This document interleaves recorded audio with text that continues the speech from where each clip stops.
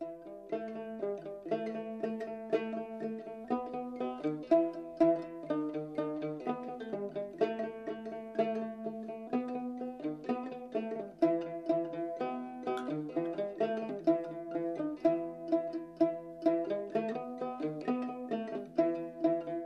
fifth king's coronation, first of all, we have not accepted him as the king because a country cannot have two kings. Fourth king is already very active. He is neither amputed nor he is paralyzed. He is very active, healthily, and he has been praised by the people inside the country. And we also wanted that he, as the troublemaker, should have resolved the problem by himself. But since he could not, since he failed in his task, only to showcase to the international community, he abdicated, and he showed the legacy being transferred to his son, and that too, the son who was born before the coronation of his wives.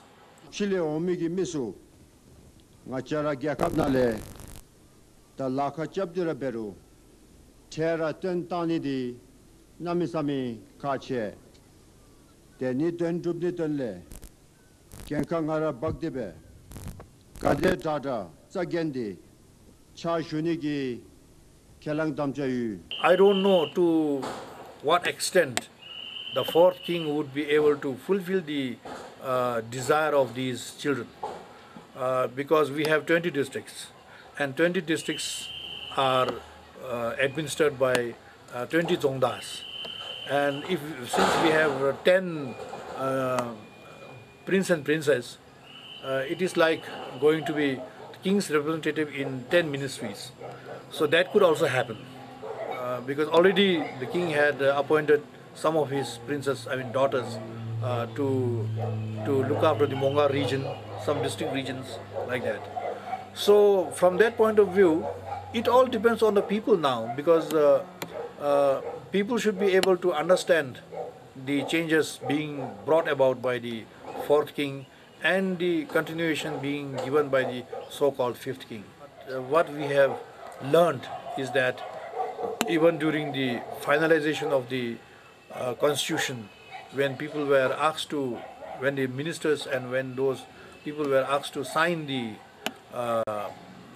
final decision of the government, there were some kind of thoughts being shared among themselves. But popularly known is that kings are regarded as the precious jewel of Bhutanese society. See, if you are facing a tiger, in front of the tiger, you will always bow in front of the tiger.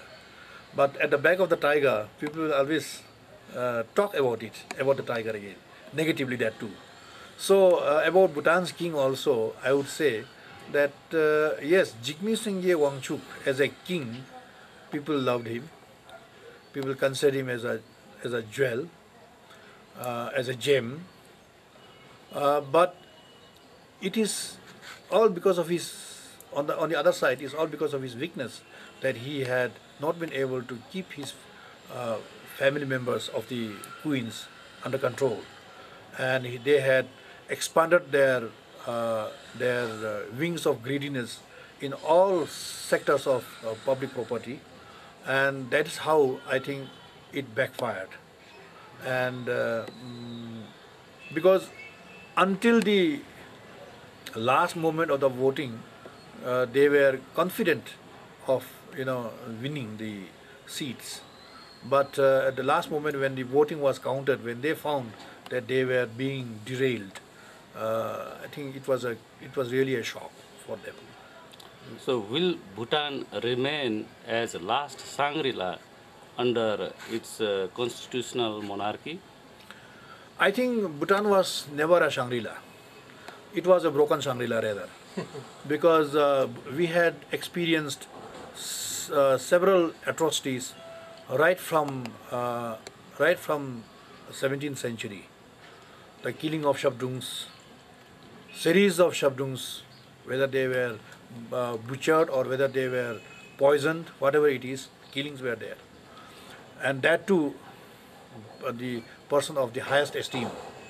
Then we remember the incidents of Prime Minister's assassination and the killing of the culprits, shooting of the culprits.